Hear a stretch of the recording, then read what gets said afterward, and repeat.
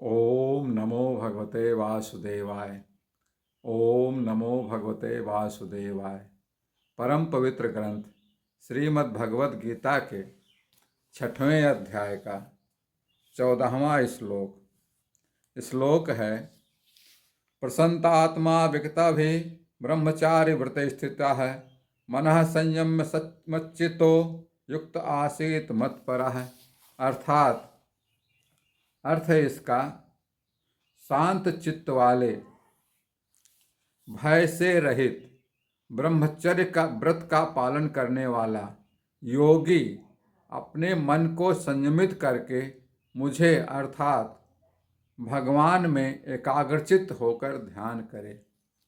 ये तो इसका अर्थ हो गया मित्रों। अब इसकी व्याख्या दें। यहाँ पर भगवान श्री कृष्ण अपने ध्यान अभ्यास की गहरी मानसिक और आध्यात्मिक स्थिति का वर्णन किया है। वह कहते हैं कि योगी को किस प्रकार का मानसिक और भावनात्मक अनुशासन अपनाना चाहिए। योगी को एक शांत और स्थिर चित्त बनाए रखना चाहिए। योगी का मन बाहरी विकर्षणों, द्वेष और भय से मुक्त होना चाहिए। यह अवस्था ध्यान के लिए आवश्यक है। भय चाहे वह भविष्य को लेकर हो या संसार के किसी नुकसान का हो, ध्यान में बाधा ही पहुंचाता है। जब आप किसी और कहीं पर ध्यान लगाएंगे, भविष्य में क्या होगा, कैसे होगा, क्या नहीं होगा, या संसार में ये समस्याएं खड़ी हो रही हैं दुनिया भर के हमारे जीवन में, तो आप ध्यान नहीं लगा सकते।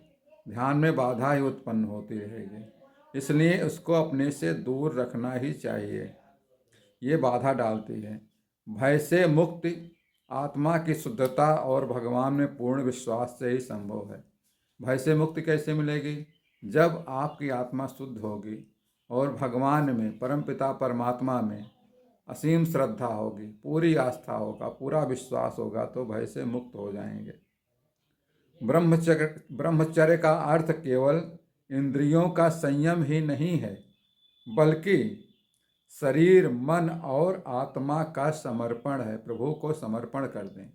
शरीर, मन और आत्मा, तो ब्रह्मचर्य का पालन अपने आप ही होता रहेगा। मन को केवल भगवान के प्रति केंद्रित करना ही वास्तविक ध्यान है। वास्तविक ध्यान वही है जब आप अपना मन भगवान में केंद्रित कर देते हैं, तब आपका ध्यान ही लगता है। ध्यान का केंद्र भगवान श्री कृष्ण है।